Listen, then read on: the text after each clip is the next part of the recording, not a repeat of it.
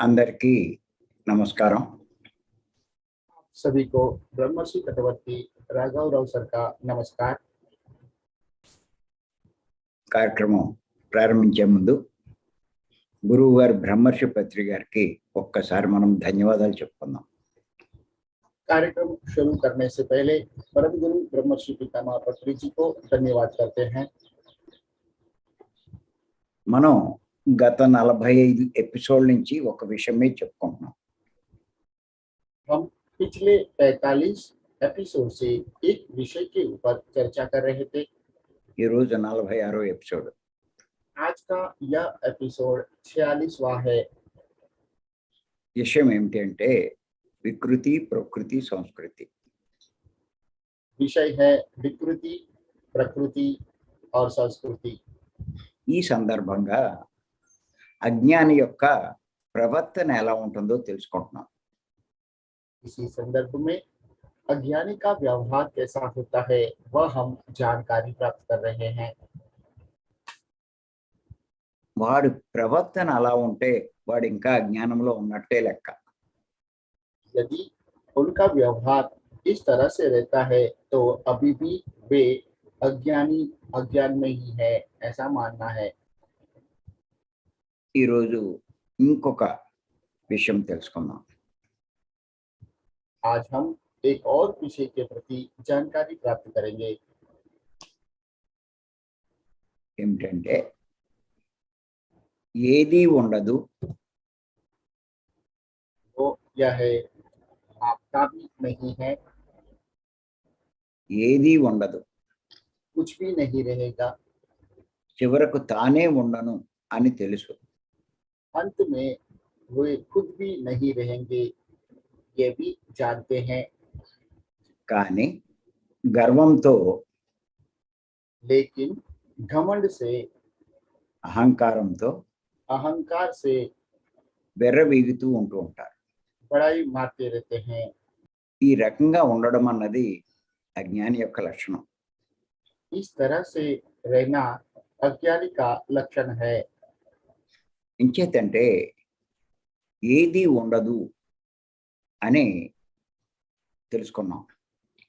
क्योंकि हम जान चुके हैं कुछ भी रहने वाला नहीं है।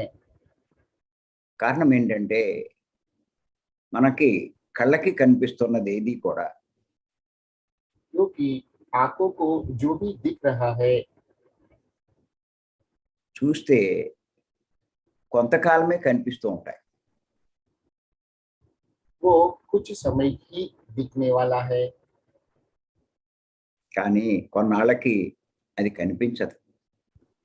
लेकिन कुछ दिनों के बाद में वह नहीं दिखता है। చూడండి, వృక్షాలు కానీ లేకపోతే మొక్కలు కానీ ఎన్నో రకాలు ఉన్నాయి. ఫల వృక్షాలు, పుష్ప వృక్షాలు, ఇలాగ ఎన్నో రకాలైనటువంటి మరి మొక్కలు ఇటువంటి ఎన్నో ఉన్నాయి. हम बहुत कुछ इस तरह के देख सकते हैं, जैसे पेड़, पौधे इत्यादि। అవి కొంతకాలమే ఉంటున్నాయి, తర్వాత ఈ అదృశ్యమైపోతున్నాయి. ये सभी कुछ दिनों तक रहते हैं, कुछ महीनों तक रहते हैं, कुछ साल तक रहते हैं, उसके बाद वे अदृश्य हो जाते हैं। మీరు చూడండి, కలకత్తాలో ఒక మర్రి వృక్షం 1000 సంవత్సరాల నుంచి ఉందని చెప్పుకుంటారు. कुछ लोग कोलकाता में एक पीपल का पेड़ 1000 साल से है, ऐसा लोग बोल रहे हैं। దాని మొదలు ఏదో కూడా ఎవరికి తెలియదు. उसका मूल क्या है वे भी कोई नहीं जानते हैं। అంటే ఎక్కడో ఒక వృక్షం 1000 సంవత్సరాల నుంచి ఉందని చెప్పుకుంటారు. मतलब कोई एक जगह पे एक वृक्ष 1000 साल से है, ऐसा बोलते हैं। దాని అర్థం ఇంకా ఏ వృక్షము లేదనేగా. इसका मतलब इसके बराबरी दूसरा कोई वृक्ष नहीं है, అది కూడా ఓ 1000 సంవత్సరాల నుంచి. वो भी 1000 साल से। ఇంకో 500 1000 సంవత్సరాలు పోతే అది ఉండదు. और 500 1000 साल के बाद वो भी नहीं रहेगा। అలాగే మనం చూస్తే భూమి మీద ఎన్నో మార్పులు జరుగుతున్నాయి. इसी तरह से हम देखते हैं तो पता चलता है इस धरती पे अनेक बदलाव हो रहे हैं। అలాగే మన విషయంలో చూసుకున్నట్లయితే इसी तरह से हमारे विषय में भी हम देखते हैं तो మన తండ్రులు తల్లులు లేరు, हमारे माता पिता नहीं हैं। అలాగే మన తాతలు లేరు. उसी तरह से हमारे दादा भी नहीं हैं। ఆ తాతల యొక్క తండ్రులు వారు కూడా లేరు. पर दादा भी और उनके पिताजी भी नहीं हैं। దీన్ని అన్నీ చూస్తే ఎవరు ఉండట్లేదు అన్న సంగతి ప్రతి ఒక్కడికి అర్థమవుతుంది. इससे हमें यह पता चलता है कोई भी हमेशा के लिए नहीं रहता है। మీరు గనక ఎవరినైనా అడిగితే వాళ్ళు వెళ్ళిపోయారు, నేను మటుకు ఉంటానేటి అని అంటారు. आपको भी कोई पूछेंगे तो आप यह प्रत्युत्तर देंगे ये सब चले गए तो मैं भी कौन सा रहने वाला हूँ, ऐसा जवाब देते हैं। అంటే దాని అర్థం తాను ఉండనని అర్థమైనట్టేగా. इसका मतलब यह होता है कि वे खुद जानते हैं कि वे स्वयं भी रहने वाला नहीं है। ఎప్పుడు అనుకోకపోయినా ఒక సందర్భంలో అనుకుంటారు. हमेशा इस तरह से नहीं सोचते होंगे लेकिन एक संदर्भ में तो जरूर सोचते हैं। ఎవరైనా చనిపోయినప్పుడు यदि किसी की मृत्यु होता है శ్మశానానికి తీసుకువెళ్ళి వారిని దహన సంస్కారాలు చేస్తారు. तब स्मशान में ले जा करके उनकी अंतिम संस्कार विधि करते हैं। ఆ శవము కాలుతూ ఉన్నప్పుడు जब उस चिता पे शव जलता रहता है तब అందరూ అక్కడ కూర్చుంటారు. तभी सभी लोग वहां पे बैठते हैं। అప్పుడు అనుకుంటారు వాళ్ళు तभी वे लोग सोचते हैं। ఎంతో వైరాగ్యంతో మాట్లాడతారు. उस वक्त बहुत ही वैराग्यपूर्ण बातें करते हैं। ఏముందిరా, क्या रह गया, అందరూ అలా వెళ్ళిపోవలసిందే, हर किसी को इसी तरह से जाना ही पड़ेगा। మనం మటుకు ఉంటామేమిటి, हम भी रहने वाले थोड़ी ही हैं, మనము వెళ్ళిపోతాం हम भी जाएंगे, అని అక్కడ అనుకుంటారు. ऐसा वहां पे बोलते हैं। కానీ మరల ఇంటికి వస్తే लेकिन फिर घर पे जब लौट के आते हैं తానేదో శాశ్వతంగా ఉండేవాళ్ళలాగే ప్రవర్తిస్తూ ఉంటాడు. वे शाश्वत रूप से रहने वालों की बाती व्यवहार करते हैं। ఇది చాలా విచిత్రమైనది. ये बहुत ही विचित्र की बात है ఎందుకంటే అజ్ఞానమే దీనికి కారణం. क्योंकि अज्ञान ही इसका कारण है। అంచేత గుర్తుపెట్టుకోండి, इसलिए इस बात को ध्यान में रखना है। ఈ సృష్టిలో ఏదీ ఉండదు. इस सृष्टि में कुछ भी नहीं रहता है। క్రిమి కీటకాలు ఉండవు, कृमि कीटक इत्यादि भी नहीं रहेंगे, జలచరాలు ఉండవు, जलचर भी नहीं रहेंगे, పక్షులు పక్షి జాతి ఉండదు, पक्षी जाति भी नहीं रहेंगे, రకరకాలైన జంతు జాతులు ఉండవు, अनेक प्रकार के जंतु जाति भी नहीं रहेंगे, ఆఖరికి మానవులు కూడా ఉండరు. अंत में मानव भी नहीं रहेंगे। ఇది అడిగితే అందరికీ తెలుసు, అంగీకరిస్తారు కూడా. इस बात को जब पूछते हैं तो सब लोग इसको स्वीकार भी करते हैं। మరి ఇవన్నీ తెలిసి కూడా यह सब जानने के बाद भी ఎంతో తనకున్నవి उनके पास जो अभी मौजूद है తనవు అనుకున్న వాటిని చూసి अपना मानकर उन सभी चीजों को देखकर ఎంతో గర్వపడతారు. बहुत ही घमंड से देखते हैं। కొంతమంది పురుషులు कुछ पुरुष కండలు పెంచుతారు, शरीर के मसल्स बढ़ाते हैं, ఎంతో గర్వపడతారు. बहुत ही घमंड व्यक्त करते हैं। కొంతమంది ఆడవారు कुछ महिलाएं ఎంతో సౌందర్యంగా కనిపిస్తారు. बहुत ही सुंदर दिखाई देते हैं। వారి యొక్క అందం చూసి ఎంతో గర్విస్తారు. उनका सुंदरता देखकर बहुत ही घमंड व्यक्त करते हैं। అలా మనం చూస్తే గర్వపడే వాళ్ళు ఎంతో మంది ఉంటారు. इस तरह से देखते हैं तो बहुत से लोग अपने आप के ऊपर गर्व व्यक्त करते हैं।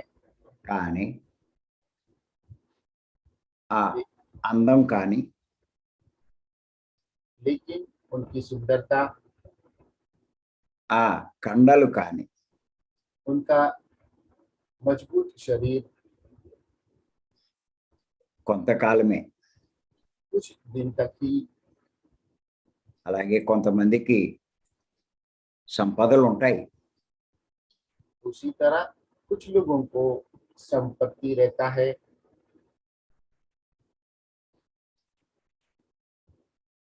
ధనం ఉంటుంది, धन रहता है, మరి మంచి పదవి ఉంటుంది, पद होता भी रहता है, ఒక మంచి ఉద్యోగం ఉంటుంది.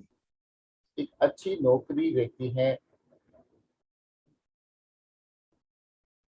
లేకపోతే వాళ్ళకి ఏ రంగంలో అయినా బిరుదులు కానీ అవార్డులు కానీ రావచ్చు.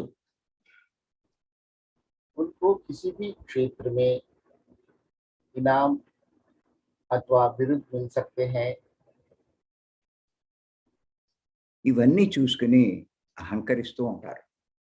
इन सभी को देखकर वो अहंकार व्यक्त करते हैं। కానీ ఇవన్నీ చివరికి అదృశ్యమయ్యేవే. लेकिन ये सभी अंत में अदृश्य होने वाले ही हैं। ఆ అహంకారంతో उस अहंकार की वजह से, ఆ గర్వంతో उस घमंड की वजह से చెయ్యకూడని పనులు చేస్తారు. जो कार्य नहीं करना चाहिए ऐसा कार्य करते हैं, తప్పులు చేస్తారు, गलतियां करते हैं, పాపాలు చేస్తారు. पाप करते हैं, కక్షలు తీర్చుకునే ప్రయత్నం చేస్తారు. बदले की भावना से बदला लेते रहते हैं। వేటిని చూసుకుని ఈ పనులన్నీ చేస్తారో जिनको देखकर यह सभी कार्य करते हैं అవి ఉండవు. కానీ वो तो नहीं रहते हैं, लेकिन వీరు చేసిన ఈ పాపాలు उनके द्वारा किया गया पाप कार्य, వాటి యొక్క ఫలితమే చివరకు వారికి కూడా వస్తుంది. उनका फल ही अंत में उनको मिलता है।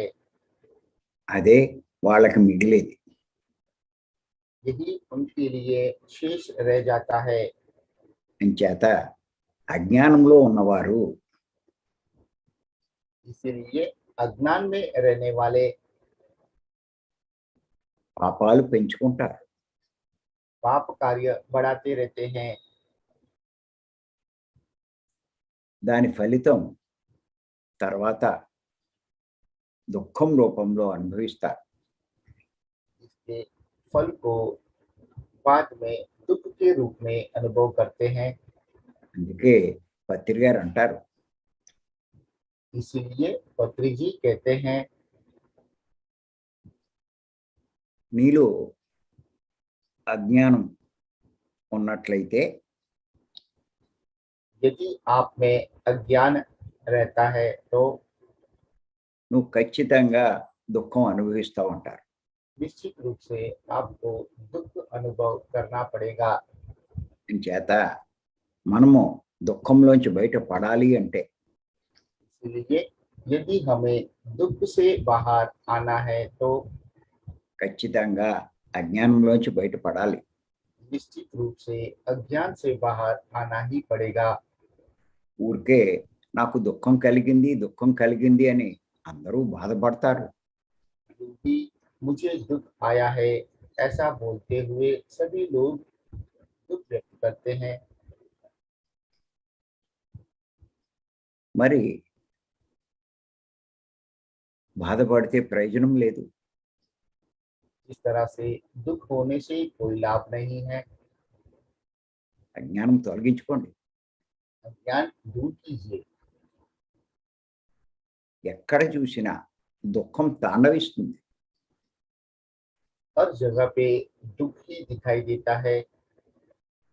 ఏదో రకమైన దుఃఖం, किसी भी प्रकार का दुख, అశాంతి, अशांति, బాధ కనిపిస్తున్నాయి. बाधाएं दिख रहे हैं। అంచేత इसीलिए ప్రతి ఒక్కరూ కూడా అజ్ఞానంలోంచి బయటపడాలి. प्रत्येक व्यक्ति को अज्ञान से बाहर आना है। బ్రహ్మర్షి వశిష్ఠుల వారు ब्रह्मर्षि वशिष्ठ ने ये कहा है, ఈ లోకంలో इस दुनिया में సుఖాలు గోరంత, सुख नख के बराबर है, కానీ దుఃఖం కొండంత. लेकिन दुख अनंत है। కొండంత దుఃఖం అనుభవిస్తే पहाड़ जितना दुख अनुभव करेंगे గోరంత సుఖమే పొందగలుగుతాం. नख के बराबर का सुख को अनुभव करेंगे। అందుచేత ఈ గోరంత సుఖాల మీద దృష్టి ఉంచకూడదు. इसलिए नाखून के जितना सुख को अनुभव करने की इच्छा नहीं रखना है।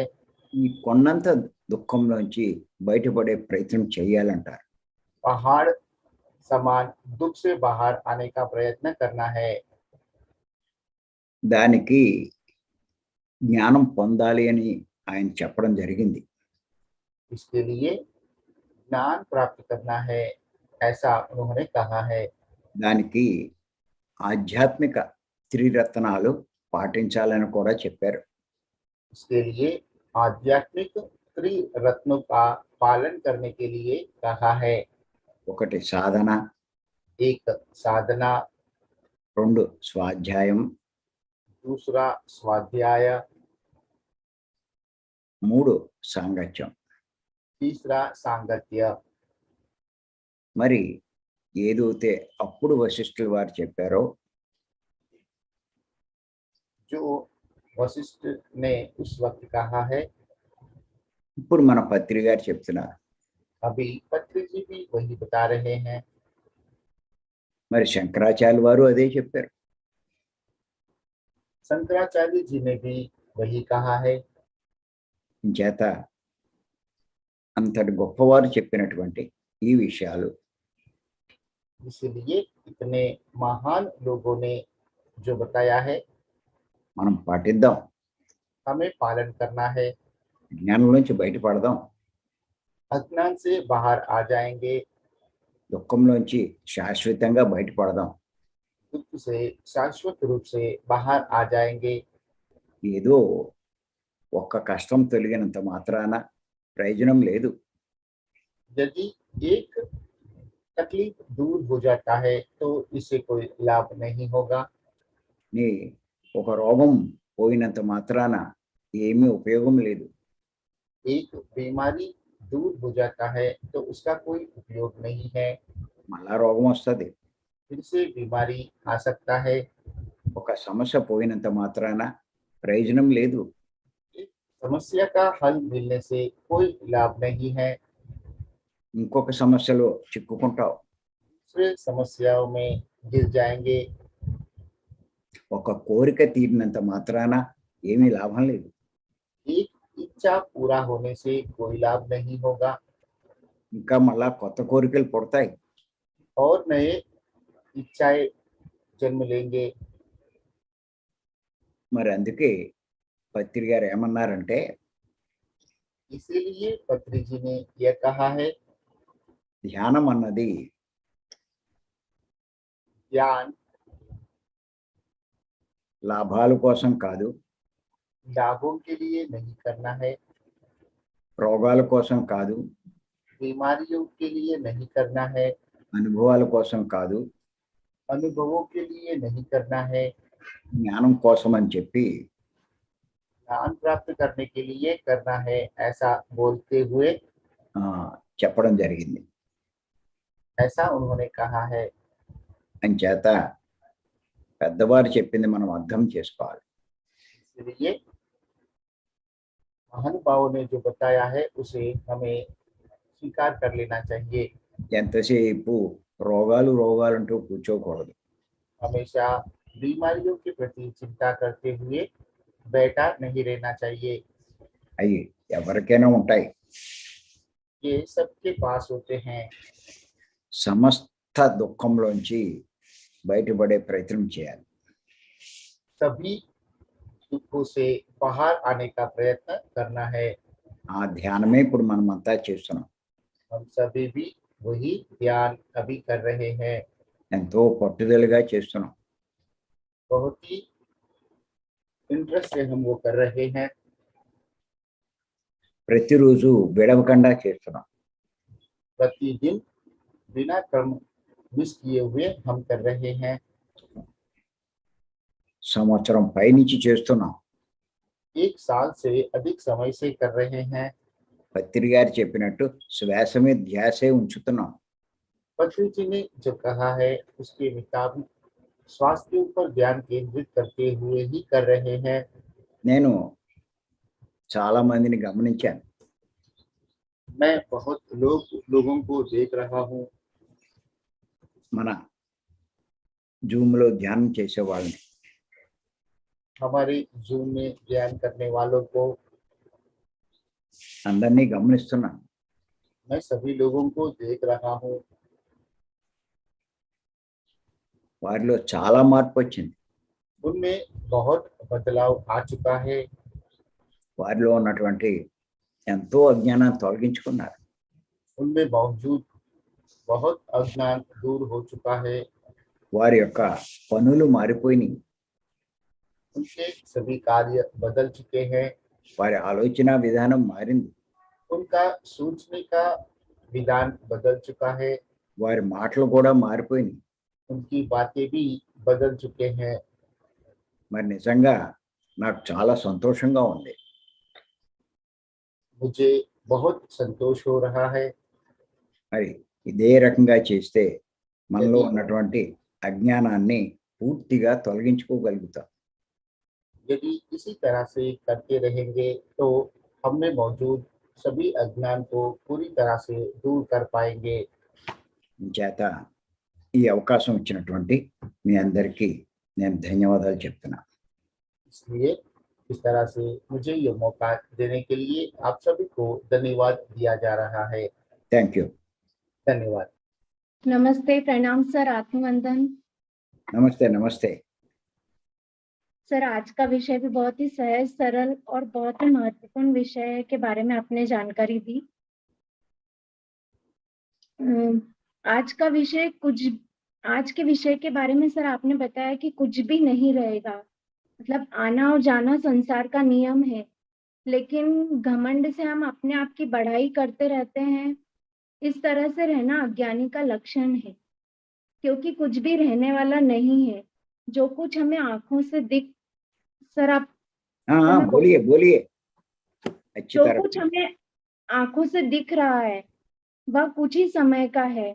इसका आपने एग्जाम्पल दिया, जैसे हमारे माता पिता के परिवार भी हैं, उनमें से भी कई लोग जा चुके हैं, और ना तो वृक्ष रहने वाला है, ना जल, ना कुछ भी जो इस धरती पे आया है वो सभी जाने वाला है।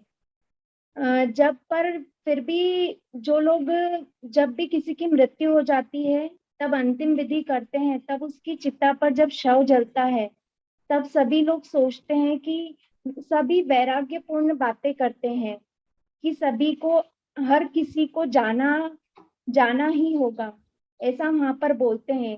लेकिन घर आने के बाद फिर से वो शाश्वत रूप में रहने वालों जैसी बातें करते हैं। यह बहुत ही विचित्र बात है। इसका भी कारण अज्ञान ही है, क्योंकि हम अज्ञान के कारण ही ऐसी बातें करते हैं। इस सृष्टि में कुछ भी नहीं रहता है, इस बात को सभी को स्वीकार करना जरूरी है। सर, इसमें आगे आपने ये भी बताया कि ब्रह्म ऋषि वशिष्ठ जी ने भी कहा है कि इस दुनिया में सुख बहुत कम है और दुख बहुत ज्यादा है, लेकिन ये हम पे डिपेंड करता है कि हम उसको किस तरह से देखते हैं।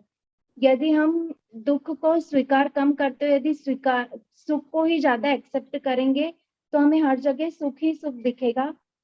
और इसके लिए हमें सबसे ज्यादा साधना की जरूरत है, स्वाध्याय की और सज्जन संगत की।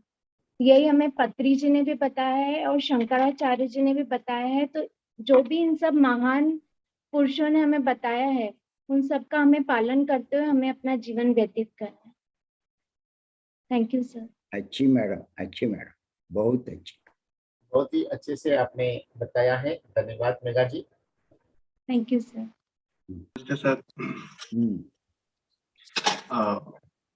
सर आई जी, yes sir. I want to see your face daily. Yes sir. I'll send you my good photographs. I will come definitely sir. I'll come daily.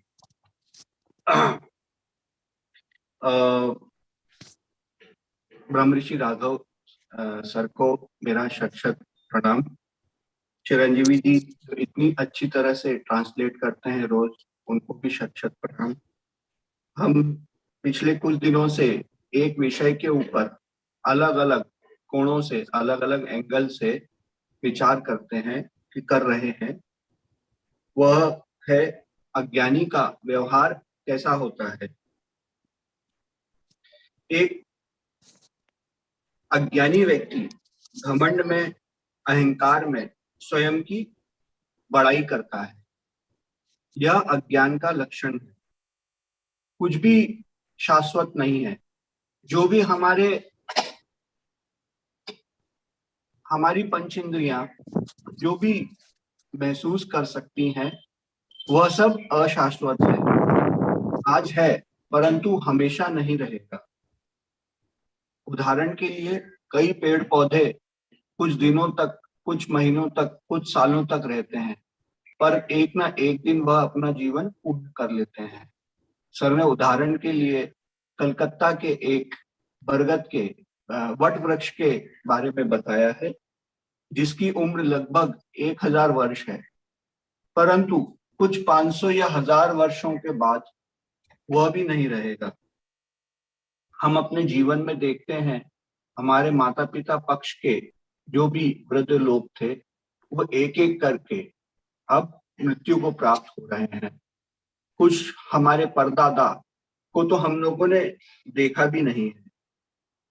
जब अज्ञानी, अधिकतम लोग जब शमशान घाट में किसी का शव लेके जाते हैं, चिता पे शव रखते हैं, शव को जलाते हैं, तो शव को देखते हुए बहुत समय तक वैराग्यपूर्ण बात करते हैं।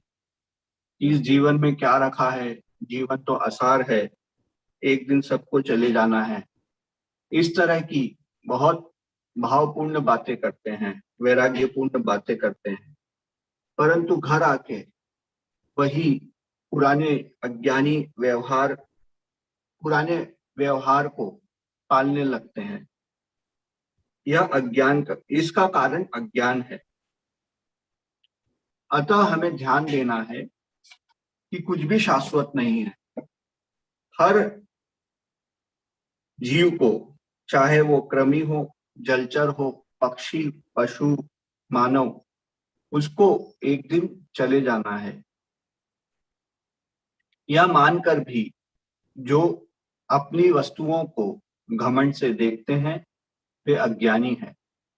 कुछ लोग अपने शरीर को बलिष्ठ करते हैं और उस पर घमंड करते हैं।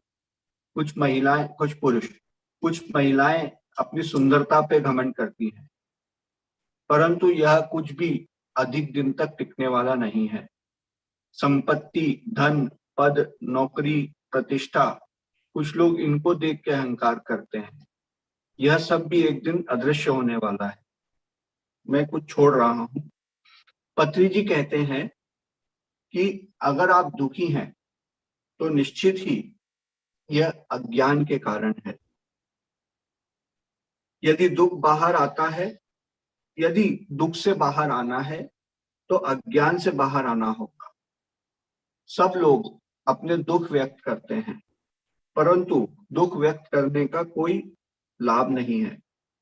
हर जगह दुख, अशांति, पीड़ा दिखाई देती है। यह सब अज्ञानी का ही लक्षण है। ब्रह्मश्री वशिष्ठ मुनि ने कहा है कि इस जीवन में सुख एक नख के बराबर, नाखून के बराबर है, परंतु दुख एक पहाड़ के बराबर है। अतः हमें नाखून बराबर सुख प्राप्त करने के लिए नहीं, परंतु पहाड़ जितना दुख खत्म करने के लिए प्रयास करने होंगे। यही बात शंकराचार्य जी ने भी कही है। हमारे पत्री जी भी यही बात बताते हैं। यदि हमारी एकाध तकलीफ दूर हो जाए, शरीर स्वस्थ हो जाए, पैसा आ जाए, संपत्ति आ जाए, घर में शांति हो जाए, तो हमें अपने आप को पूर्ण नहीं समझना चाहिए। एकाध दुख खत्म होने का कोई फायदा भी नहीं है। हमें यह प्रयास करना चाहिए कि हम पूर्ण रूपेण दुख से कैसे बाहर आ जाएं। इसी के लिए हम प्रयास कर रहे हैं। मित्र, हम 3 काम करते हैं, त्रिकार्य करते हैं, साधना करते हैं, सज्जन सांगत्य करते हैं। साधना, सज्जन सांगत्य और स्वाध्याय करते हैं। यह करते करते एक दिन हम अवश्य सभी दुखों से बाहर आ जाएंगे। सर अपने व्यक्तिगत अनुभव से ये बताते हैं कि पिछले 1 साल से जूम सेशन चल रहा है। 1 साल में जो भी व्यक्ति इस जूम सेशन को अटेंड कर रहे हैं, भाग ले रहे हैं, सर ने उनकी काया पलटते हुए देखी है। उनके काफी अज्ञान दूर हो रहे हैं। हम में से हर व्यक्ति अगर नित्य रोज इस सेशन को अटेंड करेगा तो एक ना एक दिन हमारा सारा अज्ञान दूर हो जाएगा। Thank you very much. धन्यवाद। Thank you sir. Thank you Aayush ji. नमस्ते सर। नमस्ते नमस्ते। आत्मबंधन। ये वक्ताओं ने आपके विचार, आप जो बताए वो ज्यादा करके सब जितना कवर हो गया है, जो तो वक्ताओं ने जो बताया वो सब जो ऐसा तो कवर हो गया है। अभी मुझे बोलने के लिए वैसा कुछ बचा नहीं है। ये भी उसमें से मैं थोड़ा कहना चाहता हूँ। आदमी घमंड में आके अपना शरीर का और ताकत का अज्ञान से ये करता है, बोलता है, चलता है। और स्त्रिया जो सौंदर्य जो है उसका खूबसूरती, उसके ऊपर नाच करके वो बताते हैं कि बाबा ये ऐसा है, ऐसा इतना अपन सुंदर है, ये है उनका, उनको भी वैसा ही घमंड रहता है। लेकिन दुनिया में ये सब नश्वर है, कुछ भी रहने वाला नहीं है। ये आज नहीं तो कल, कुछ दिनों के बाद, कुछ बरस के बाद तो जाने वाला है। तो ये इसका अनुभव होते टाइम जब भी कोई मर जाता है तो उसको स्मशान में लेके जाते हैं लोग जो, तो उसी वक्त ही उसका शोक ये करते हैं और लोग बोलते हैं अभी ये नश्वर, ये जो आज आया है जो कल जाने वाला है, सब ये करके फिर उसी टाइम के लिए उसका घमंड टूट जाता है उतना। लेकिन फिर घर आने के बाद फिर अज्ञान से वो वैसा ही बर्ताव करना शुरू करता है। तो उसमें से बाहर आने के लिए और घमंड जाने के लिए उन्होंने स्वाध्याय, ध्यान और सज्जन संगति करना चाहिए, ऐसा पत्री जी सर बोलते हैं। और उसी तरह से जो अपना जो राई के माफक जो सुख रहता है और पर्वत के माफक जो दुख रहता है, वो दुख अनुभवा यानी ये किया, एक्सेप्ट किया, तो दुख नहीं रहेगा, वो सब सुख में ही विलीन हो जाएगा और अच्छी तरह से लोगों का घमंड टूट जाएगा और अपन सही तरह से लोगों का सोचने का इरादा ये हो जाएगा, ऐसे बोल देते हैं। आपने वो विचार प्रकट किया, बहुत अच्छा है, आपका धन्यवाद धन्यवाद धन्यवाद। Thank you sir. Thank you Shriman ji. जी सर, मेरा प्रेम भरा नमस्कार, आदर आदर से बहुत नमस्कार। तो सभी ध्यानियों को मेरा प्रेम भरा नमस्कार। आज बहुत दिनों से ऐसे विषय पे चर्चा हो रही है कि अज्ञानियों का व्यवहार कैसा है। अज्ञानी अपने अज्ञान के कारण ही अहंकार में डूबे रहते हैं और अहंकार में ही आते हुए उनके पास जो भी संसारिक वस्तुएं हैं उसके ऊपर अपनी खुद की प्रशंसा करते रहते हैं और संसारिक चीजों पर ही गर्व करते रहते हैं। और उन्हें ये नहीं पता है कि भाई कुछ भी चीज इस संसार में शाश्वत नहीं है, सभी नाशवान हैं। सब दिखाई देने वाली हर वस्तु नष्ट हो जाएगी, ये सब माया है। संसार में हर चीज, पेड़ पौधे, पशु पक्षी, इंसान, मनुष्य, सभी नाशवान है। जैसे एक उदाहरण के लिए, कितनी भी किसी की लंबी उम्र हो या कितने भी समय रहने वाली हो, सभी नष्ट हो जाती हैं। जैसे कलकत्ता का एक पेड़ 1000 साल रहे, जहाँ वो 5000 साल रहे, अंत उसका भी है। आखिर इसका तो रिजल्ट ये है कि सभी चीजें बदल जाएंगी, परिवर्तन हो जाएंगी, नष्ट हो जाएंगी। मनुष्य भी इसी तरह से नाशवान है, ये वो सोचता ही नहीं है। सबका अंत है। जैसे कि सबके माता पिता और माता पिता के पक्ष के सभी बुजुर्ग लोग बहुत पहले से ही जा चुके हैं, जिनको हमने देखा नहीं है। और ये जानकारी सबको होने के बावजूद भी लोग समझते हैं कि हमने हमेशा से ही रहना है। कई लोग किसी की भी मृत्यु होने पर शमशान घाट में जाते हैं और वहां जाकर वैराग्य प्राप्त करते हैं। ऐसा उनको लगता है कि ये संसार कैसा है, हमें जाना ही पड़ेगा। लेकिन ये वैराग्य क्षण भर का है उनका। थोड़ा सा समय खत्म होने पे, घर आने पे वापिस वो अपने आप को शाश्वत समझने लगते हैं और भूल जाते हैं कि उनका भी नष्ट हो जाएंगे। तो इसका मतलब ये सारी माया है, पूरी सृष्टि ही नाशवान है। ऐसा सब जानते हुए भी वो अपनी संसारिक वस्तुओं पे, भौतिक पदवियों पे, या उनके पास जो भी सामान है, धन है, दौलत है, पद है, उसके ऊपर अहंकार करते हैं। कुछ पुरुष अपने शरीर के बल पर और या कुछ स्त्रियां अपने सौंदर्य के ऊपर बहुत अहंकार करती हैं। और ये सब ही नष्ट, उनके मृत्यु के समय ये सब नष्ट हो जाने, कुछ भी नहीं बचेगा। और इसी अहंकार वश कुछ लोग पाप करने लग जाते हैं, उनका फल उन्हें भुगतना पड़ता है। ये भी एक अज्ञानता है, क्योंकि संसार में दुख तो लेश मात्र है, बहुत ही कम है। और पूरे संसार में सब जगह दुख ही दुख दिखाई देता है, अशांति ही अशांति दिखती है। ऋषि वशिष्ठ ने इसी बात को सब लोगों को बताया है कि दुख से दूर होने के लिए तो हमें ज्ञान प्राप्त करना होगा, आध्यात्मिक नियमों का पालन करना होगा। हमारे पत्री जी ने और शंकराचार्य जी ने भी और सभी महान गुरुओं ने यही इन्हीं नियमों का, आध्यात्मिक नियमों का पालन करने के लिए कहा है और अपनी इच्छाओं को कम करना है, क्योंकि इच्छा हमेशा दुख देती है। एक इच्छा पूरी होती है, सुख मिलता है, और उसके बाद वही सुख दुख में बदल जाता है। दूसरी इच्छा पूरी करने के लिए सिर उठा लेती है।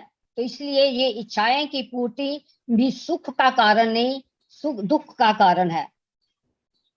इन सब से बाहर आने के लिए तो हमें साधना, स्वाध्याय और सज्जन संगत्य करेंगे, जो हमें ज्ञान प्राप्त करते हुए हम इन दुखों से बाहर आ जाएंगे। सर ने ये भी बताया है कि इस जूम में आने वाले लोगों में बहुत परिवर्तन आया है, उनके स्वभाव बहुत बदले हैं, उनके आचार विचार बदल गए हैं, और वो उनको देखकर उनको बहुत अच्छा लगा है। हम भी इसी तरह बदलेंगे, मेरी भी यही इच्छा है। Thank you sir, thank you. Thank you madam, thank you. धन्यवाद Manorama ji, thank you. Thank you sir. Anil Kumar. Anil ji नमस्ते, अपने आप को अनम्यूट करेंगे। आत्मवंदन तत्वर्थी सर, नमस्ते, नमस्ते जी। कोटि कोटि प्रणाम। चिरंजीवी सर, आपको भी कोटि नमन। नमस्ते सर। सर आज का चैप्टर तो बहुत अच्छा लगा। जो लोग अज्ञानी हैं वही घमंड करते हैं, लेकिन मेरा एक प्रश्न है, जो रावण तो बहुत विद्वान था, ज्ञानी था, तो भी क्यों घमंड था इसमें भी? జ్ఞాని అయినా వాడు చిన్న తప్పు చేశాడు. वो ज्ञानी होकर भी एक छोटा भूल कर चुके हैं। వాడి యొక్క రాక్షస లక్షణం పోలా. उनके पास जो राक्षसी लक्षण है वो दूर नहीं हुआ। ఆయన గొప్పగా తపస్సు చేశాడు, वो महान तपस्या कर चुके हैं, ఎన్నో వరాలు పొందాడు. अनेक वर प्राप्त कर चुके हैं। మరలా లంకకు వచ్చిన తర్వాత फिर से वो पुनः लंका में जब आए थे, ఆ రాక్షస లక్షణమైనటువంటి वो राक्षस लक्षण है ऐसा మాంసాహారం తీసుకున్నాడు. मांसाहार का सेवन किया, అంచేత మరలా రజోగుణంలోకి వచ్చేసాడు. इसीलिए फिर से रजोगुण में आ चुके हैं। ఆ రజోగుణం లక్షణం ఏమిటి అంటే పరస్త్రీలను కాంక్షించడం. रजोगुण का लक्षण यही है, दूसरों की स्त्रियों के ऊपर गलत भाव से देखना ఆ और उनके సీత- पाने। ఆ సీతను మోహించాడు. इसीलिए सीता के मोह में गिर गया। ఎంత జ్ఞానము ఆ సమయంలో వాడికి పనిచేయలే. उनके पास जो ज्ञान था वो उस समय काम में नहीं आया నాశనం అయ్యాడు. और उनका नाश हो चुका है। बिल्कुल बात सही है सर। रजोगुण और तमोगुण वो ज्ञान को ढक देता है। बात सही कही आपने। Wonderful sir, thank you sir. Thank you. धन्यवाद अनिल जी, आप आते रहेंगे रेगुलर। Yes sir. धन्यवाद सर, थैंक यू। अनिल, आप कहाँ हैं now? Baroda sir. Vadodara sir, Indore आया था। बड़ौदा, बड़ौदा, हाँ इंडोर, नो यू। इंदौर आए थे सर, Okay, आपके शिविर में 3 दिन। Thank you. गीता मैडम. नमस्ते गीता जी, अपने आप को मीट करेंगे। नमस्ते तटवर्ती राघवराज सर, कोटि कोटि वंदन। चिरंजीवी नमस्ते। सर, आपको भी मैं कभी आपको भूल जाती हूँ, कभी कभी बहुत अच्छी तरह से आपने ट्रांसलेट करते हैं, इसलिए मैं कुछ लिख पाती हूँ। मैं कुछ कहने वाली नहीं हूँ, क्योंकि सभी ने मेरे से पहले जो जिन्होंने भी बताया बहुत ही अच्छे तरह से कवर किया है। मैं एक बात बताना चाहती हूँ तटवर्ती राघवराज सर को। मैं 4 महीने से तटवर्ती राघवराज सर को अटेंड करके मुझ में बहुत बदलाव आ गए हैं सर। और पहला एक ये बात है। सेकंड, मैंने बहुत कुछ ज्ञान प्राप्त किया। बुक पढ़ने से भी इतना नहीं होएगा, लेकिन राजलक्ष्मी मैडम और तटवर्ती राघवराज सर के क्लास अटेंड करने के बाद बहुत कुछ ज्ञान मिल गया है और कंटिन्यू करूंगी। और भी कुछ मुझे बहुत से आचरण करना चाहिए, वो भी मैं ध्यान में रख के करूंगी सर। ये बात बताइए, यही कहना था। Okay ma'am, okay. Thank you Geeta ji. Thank you sir, thank you.